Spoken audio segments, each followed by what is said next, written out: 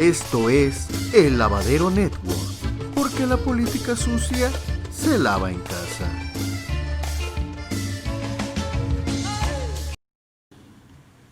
Señor presidente, y en un segundo tema, el día de ayer los líderes de el PRI, el PAN y el PRD, a través de una videoconferencia, concretaron o dieron el banderazo de salida a esta alianza.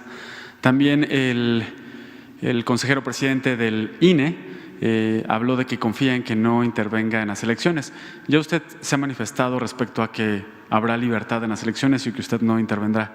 Preguntarle, señor presidente, pensando que el siguiente año será el año electoral más grande en la historia de nuestro país, preguntarle cómo va a buscar usted que haya elecciones libres y qué opinión le merece los comentarios que hicieron ayer los líderes de estos partidos en su alianza. Pues es algo natural, obvio. Ellos se están agrupando porque ellos representan al antiguo régimen. Ellos mandaron, ellos dominaron en los últimos 40 años y lo hicieron asociados, simulando de que eran distintos. Ahora ya, como se está llevando a cabo una transformación en el país, pues se quitan las máscaras y ya se abrazan y formalmente se agrupan para defender al antiguo régimen, defender los privilegios, lo que significó la política neoliberal, el beneficio para las minorías, la corrupción, el empobrecimiento del pueblo, la inseguridad, la violencia. Eso es lo que ellos añoran y es lo que están ahora defendiendo. Y van a buscar en las elecciones el regreso de ese régimen antipopular, corrupto, de privilegios, pero es legítimo. Esto pasa en todo el mundo. Es un agrupamiento conservador que quiere, como su nombre lo indica, conservar privilegios. Entonces es amplio y tiene que ver con grupos de intereses creados, todos los que antes no pagaban impuestos y ahora tienen que pagar impuestos, todos los que hacían jugosos negocios al amparo del poder público y ahora no los hacen, todos los que recibían subvención en medios de información y ahora no están recibiendo, y también una parte que no está vinculada solo a lo económico o a intereses materiales, sino a un pensamiento conservador, el que nos vean como comunistas, populistas, ¿no? Paternalistas. Existe también mucha gente así y todos pues merecen nuestro respeto. Yo lo que creo que el grupo que domina a los que se están uniendo, los que mandan, porque siempre hay niveles, los machuchones, pues lo que quieren, lo que más les importa es quitarnos el presupuesto. Para decirlo con más claridad, quitarle el presupuesto a los pobres. Lo demás es secundario. ¿Quién gana una gobernatura? ¿Quién gana en los ayuntamientos? ¿Quién tiene mayoría en los congresos locales? Lo que les importa, además ellos mismos lo han expresado, es que no tengamos quienes apoyan al gobierno, quienes están llevando a cabo la transformación, que no tengamos una representación mayoritaria en la Cámara de Diputados. ¿Y cuál es la función principal de la Cámara de Diputados? La facultad exclusiva de la Cámara de Diputados, aprobar el presupuesto. O sea, no aguantan, no soportan el que haya pensión a los adultos mayores, el que haya pensión para niñas, niños con discapacidad. No soportan el que los estudiantes pobres reciban becas. Les molesta hasta el que se exprese, aunque no se lleve a la práctica porque significa todo un proceso y hay muchos obstáculos precisamente porque son muchos los intereses creados. Les molesta que se hable de atención médica y de medicamentos gratuitos. Les molesta muchísimo el que se siga fortaleciendo la educación pública y que la educación no sea un privilegio, sino un derecho, porque ellos apostaron durante todo el periodo neoliberal a la privatización de la educación, de la salud. Entonces, eso es lo que está en cuestión. Va a ser una elección interesantísima porque la gente pues se la va a decidir. ¿Qué quieren? ¿Más de lo mismo o retrocesos o quieren que sigamos adelante? ¿Cómo garantizar esa libertad? Que alguien en el gobierno no intervenga en las elecciones. No puede nadie intervenir del gobierno, que ese es otro distintivo. Ellos vienen de un régimen antidemocrático, o sea, hicieron fraude. Hay muchísimas víctimas del fraude electoral que cometieron estos que están ahora unidos, incluidos los intelectuales orgánicos que guardaron silencio, firmaban manifiestos a favor de los fraudes. Entonces, ahora son los que se están agrupando. Me causa, la verdad, mucho orgullo. Es un triunfo moral el que al paso del tiempo, después de luchar muchos años junto con millones de mexicanos, se logra iniciar una transformación y a los 2 años se unen los conservadores para detener el proceso de transformación. ¿Puede haber algo más satisfactorio que eso para un luchador social, para un demócrata? para un revolucionario, un reformador, un transformador. No.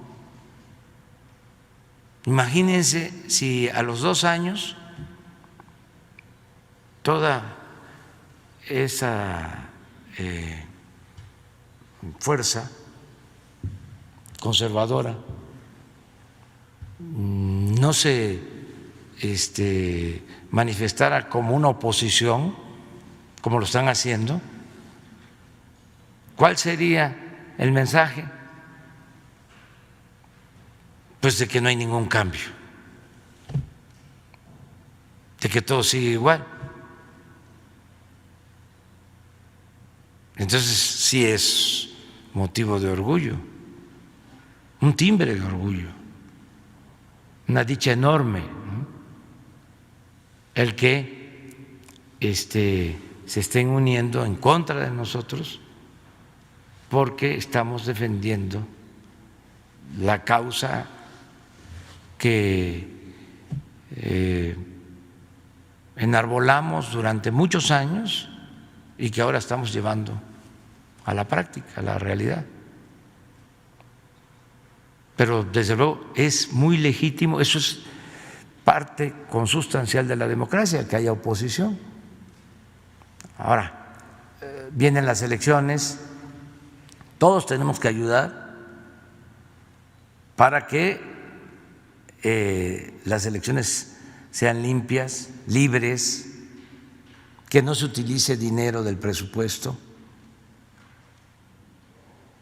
y no solo del presupuesto federal, no se debe de utilizar dinero de los presupuestos estatales, de los presupuestos municipales, no se debe de repartir despensas, no se debe de traficar con la pobreza de la gente. Desde luego, no puede haber trampas.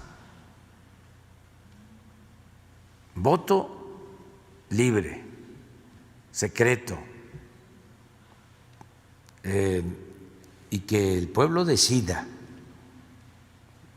lo que considere. Y nosotros vamos a acatar lo que sea la voluntad del pueblo, lo que la gente determine. No vamos a meternos en nada a favor de ningún candidato, de ningún partido. Ahora están haciendo las selecciones de candidatos en Morena, que es el partido al que pertenezco, aunque ahora tengo licencia porque estoy desempeñándome como presidente, pero nadie puede decir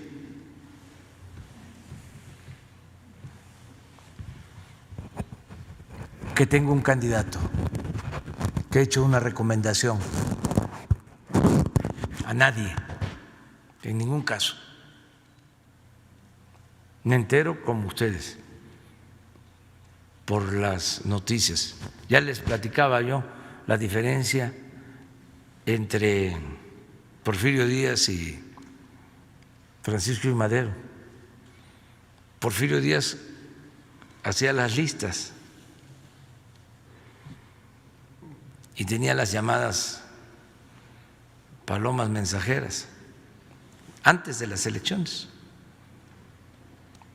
Sí, pues esos eran los que salían, ¿no? Madero se enteraba por la prensa y recomendaba, que lo voy a hacer yo,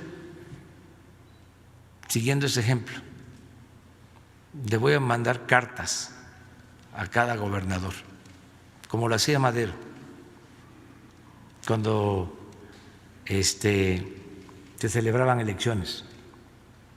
Es una cosa única, lo cual demuestra de que era un auténtico demócrata. Le mandaba cartas a los gobernadores diciéndole: le pido el favor que cuide que las elecciones sean limpias, que no importa quién gane, que lo que importa es que se respete la voluntad del pueblo. Gane quien gane, yo lo voy a respetar, porque esa es la voluntad de los ciudadanos. A veces parecía hasta ingenuo, porque le mandaba cartas a los que habían quedado de gobernadores desde el porfiriato. Le mandaba cartas, por ejemplo, tengo constancia, ¿no?, a Jerónimo Treviño en Nuevo León, que ya tenía como, en ese entonces, como 80 años o la misma edad de Porfirio, y era el hombre fuerte. ¿Y cómo era antes? Pues ellos decidían, la regla de oro consistía en que el presidente nombraba a los diputados, a los senadores, a los ministros de la Corte, y los gobernadores nombraban a los presidentes municipales, a los diputados locales. Pasa la revolución y sigue lo mismo, esa regla. Y le atribuyen la regla a don Adolfo Ruiz Cortines, pero no, el origen es Porfirio Díaz. Ahí se definió. Entonces, es tiempo de mandar cartas, pero sobre todo el que participemos, todos los ciudadanos, y que estemos pendientes y que no nos dejemos manipular, que de repente, como era antes, ¿no?, un bombardeo de publicidad de un candidato y empiezan a aparecer espectaculares, ¿no?, el candidato. Bueno, hasta en el cine, iba uno al cine y ahí estaban, por todos lados. Traían expertos en publicidad, mercenarios, que se alquilaban para el manejo de las campañas. Metían al mercado a cualquier persona, como se introduce el mercado un producto chatarra, y con publicidad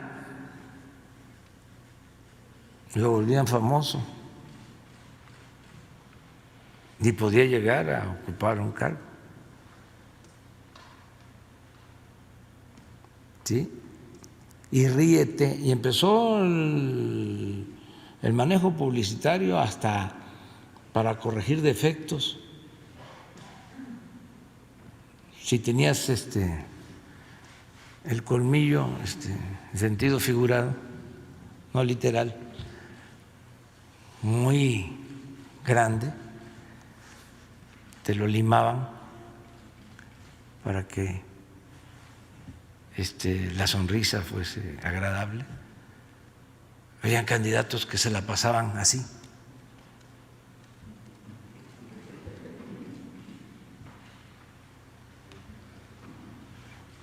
Dígame usted qué piensa sobre las libertades. Mire usted las libertades. Así va la cosa. Yo creo que ya eso ya cambió. Y ya cambió porque ya el pueblo no se deje engañar. Pero era todo pues lo que se usaba cuando empezó a manejarse el Internet. Habían charlatanes, vendedores de publicidad, que decían, mira, lo moderno es que aparezcas en el Internet. Puedes hacer la campaña por Internet, le vas a llegar a millones de mexicanos por Internet o a millones de ciudadanos de un estado por Internet, como si todo mundo tuviese acceso al Internet y como si eso fuese la panacea. Es que así lo hizo Obama y le funcionó.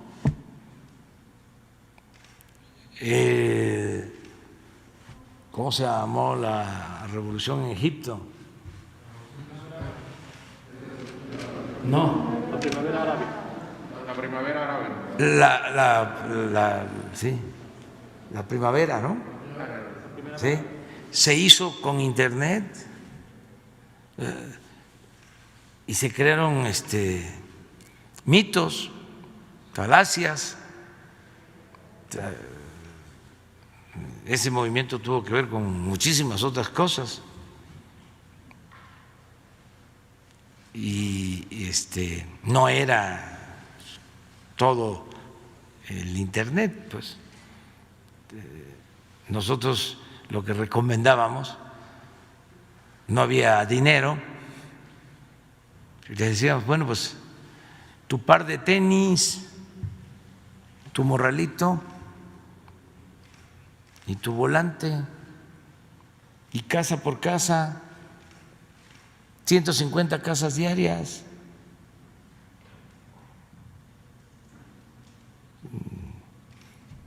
Vas a terminar cansado, pero vas a dormir bien. Y a la gente eso le gusta. Pero imagínense en la concepción tradicional de la política, si se le dice a un candidato, tienes que ir casa por casa,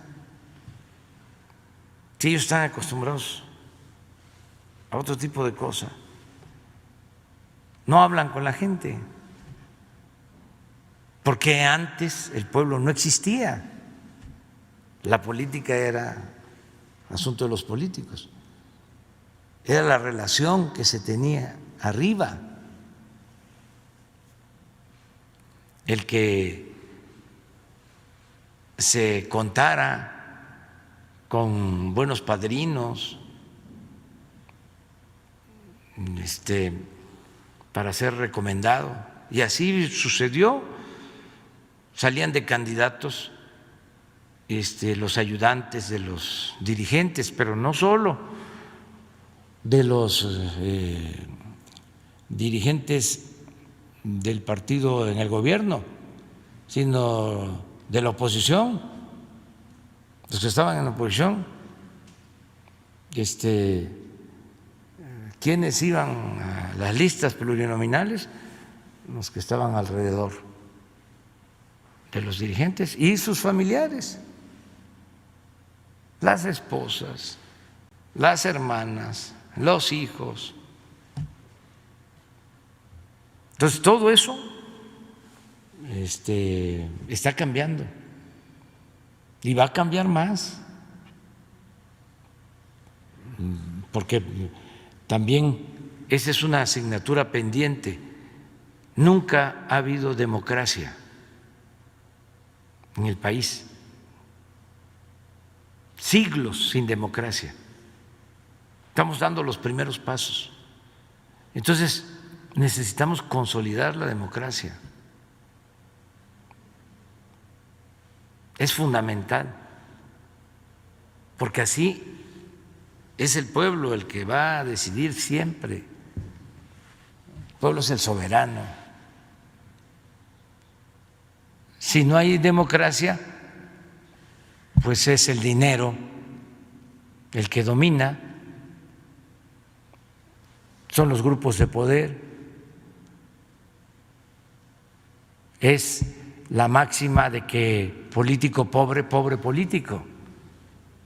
Un campesino, un obrero, un profesional, un pequeño comerciante, un pequeño empresario, pues no puede.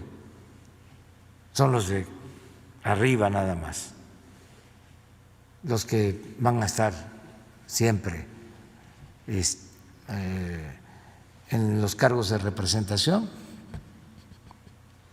Se fueron creando estas leyendas de que cómo va a ir un campesino al Congreso, un obrero, una artesana, no tiene conocimiento, no sabe de prácticas parlamentarias, cuando lo que se necesita es una representación auténtica, lo que se necesita es que haya honestidad, que no se vendan, que actúen en defensa de causas justas. ¿De qué sirve que estudien en el extranjero? Y no tengo nada en contra de los que estudian en el extranjero, también lo aclaro. Pero eso no puede ser la patente para decir ya hay seguridad de que voy a estar bien representado. Pues no. El padre de la desigualdad moderna en México estudió en Harvard.